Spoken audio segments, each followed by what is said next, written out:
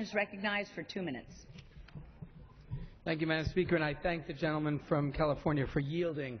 I rise today in strong opposition to the so-called Skills Act, H.R. 803, a bill that would fail to live up to our responsibility to job seekers, businesses, and working men and women across our country. I served as mayor of the city of Providence for 8 years and saw closely what excellent workforce boards do in my home state. Right now, we should be doing everything we can to put our nation back to work and offer assistance for folks who are struggling to find employment.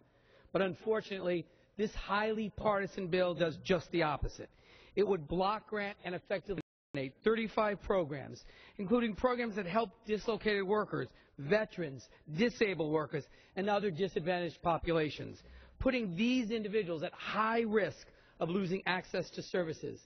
And even though funding for the Workforce Investment Act has been cut in half since 2001, this radical proposal would freeze investments in job training and other workforce investment services for 7 years. Mr. Hinojosa, Mr. Miller, and Mr. Tierney have offered a compromise alternative, a common-sense alternative, that will create strategic partnerships with employers, community colleges, labor unions, and nonprofits to find new jobs and careers for working families. The Democratic alternative would expand the central role of community colleges in job training by authorizing $8 billion for President Obama's Community College to Career Fund to help community colleges recognize credentials so that students will graduate with job training that meets the needs of employers. It would also better serve high-poverty areas with effective services by creating innovation funds to expand the use of promising strategies for adults and young people.